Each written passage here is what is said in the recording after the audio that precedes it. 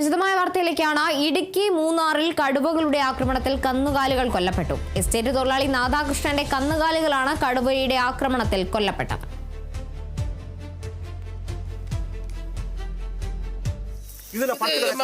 எத்தனை மணிக்குப்பா? 7 மணிக்கு ஒரு புலி பின்னாடி இதுல காலை வச்சு இப்படிதான் பிடிச்சு நான் வரைக்கும் புள்ள மாதிரி தான் சார் பாக்கேன். அவ்வளவு தூரம் எனக்கு மனசு அவ்வளவு வேதனையா இருக்கு. காலை ஒண்ணு இங்கிட்டு ஒண்ணு பின்னாடி கூடி ஒண்ணு கழுத்தை போட்டு அடி சங்கடப்பட்டு இந்த மாடை வந்து இன்றைக்கி புலி அடிச்சிட்டு லட்சுமி ஸ்டேட்டில் நாதகிருஷ்ணன் சொல்லி இந்த சகோதரோட மாடை தான் அடிச்சிருக்கு.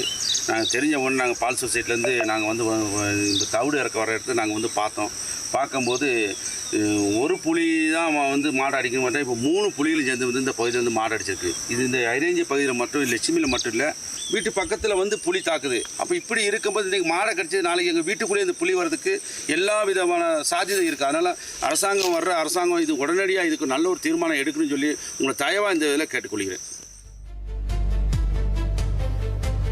ബിനീഷ് ആന്റണിയുണ്ട് വിവരങ്ങളുമായി. ബിനീഷ്, എന്തായാലും എപ്പോഴാണ് ഇങ്ങനെ ഒരു സംഭവം ഉണ്ടാകുന്നത്? എന്താണ് കൂടുതൽ വിവരങ്ങൾ ലഭിക്കുന്നത്? ഇന്ന് രാവിലെയോടെയാണ് ഈ ലക്ഷ്മി എസ്റ്റേറ്റിലെ തൊഴിലാളിയുടെ പശുവിനെ മേയാൻ വിട്ടത്. 7 മണിയോടെയാണ് പുലർച്ചെ മേയാൻ വിട്ടത്.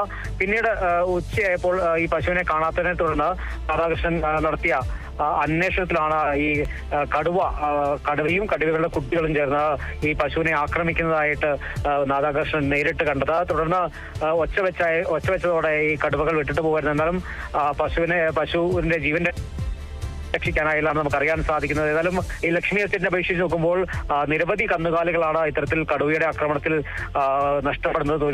തൊഴിലാളികളുടെ ഒരു വരുമാന മാർഗം കൂടിയാണ് ഈ കന്നുകാലി വളർത്തൽ. ഈ കന്നുകാലി വളർത്തലിലൂടെയാണ് കുട്ടികളെ പഠിപ്പിക്കാനും മറ്റു ആവശ്യങ്ങൾക്കെല്ലാം തന്നെ തൊഴിലാളികൾ മുന്നോട്ട് പോകുന്നത്. ഇതോടെ തന്നെ ഈ പാലുൽപാദനത്തിൽ വലിയ പ്രതിസന്ധിയാണ് ഈ ലക്ഷ്മി എസ്റ്റേറ്റിൽ നിന്ന് കാണാൻ കഴിയുന്നത്. കാരണം ഈ ലക്ഷ്മി എസ്റ്റേറ്റിന്റെ ക്ഷീരസംഘത്തിലാണ് ഈ കന്നുകാലിനെ മേയ്ക്കാൻ വിടുന്നതും അതോടൊപ്പം തന്നെ ഈ പാലുൽപാദനവും നടക്കുന്നത്. അതോടൊപ്പം തന്നെ ഈ തൊഴിലാളികൾ നൽകുന്ന ഈ പാലാണ് ഈ കുട്ടികളുടെ പാല് കൊടുത്ത് അതിൽ കിട്ടുന്ന പണമാണ് കുട്ടികളെ പഠിപ്പിക്കുന്നത്. ഇത്തരത്തിൽ ഈ കന്നുകാലികൾ നഷ്ടപ്പെടുമ്പോൾ തീർച്ചയായും ഈ തൊഴിലാളികൾ ഈ കന്നുകാലി വളർത്തൽ നിന്ന് പിന്നോട്ട് പോകുന്ന ഒരു അവസ്ഥയാണ് നിലവിലുള്ളത്. ഇപ്പോൾ ഈ കന്നുകാലിയെ നഷ്ടപ്പെടുന്നത് ലയൻസിന് ഇതിൽ താമസിക്കുന്ന 8ഓളം വീടുകളുണ്ട്. ഇവിടെ താമസിക്കുന്നതിന് തൊട്ടിപ്പുറം തന്നെയാണ് ഈ കടുവയുടെ ആക്രമണം ഉണ്ടായിരിക്കുന്നത്.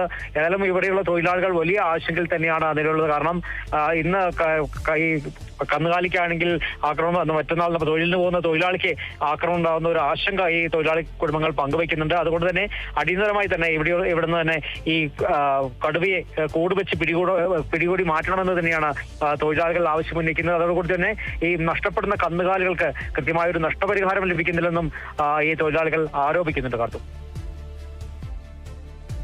ശരി, എന്തായാലും ഇടുക്കി മൂന്നാറിലാണ് കടുവകളുടെ ആക്രമണത്തിൽ കന്നുകാലികൾ കൊല്ലപ്പെട്ടിരിക്കുന്നത്. എസ്റ്റേറ്റ് തൊഴിലാളിയായ നാദാകൃഷ്ണന്റെ കന്നുകാലികളാണ് കടുവയുടെ ആക്രമണത്തിൽ കൊല്ലപ്പെട്ടിരിക്കുന്നത്. രാവിലെയോടെ കടുവയെ മേയാൻ വിട്ടതായിരുന്നു. പിന്നീട് അന്വേഷണത്തിലാണ് ഇത്തരത്തിൽ കടുവ കൊലപ്പെടുത്തിയെന്ന വിവരം ലഭിക്കുന്നത്. എന്തായാലും ബിനീഷ് ആന്റണിയാണ് വിവരങ്ങൾ നൽകിയത്.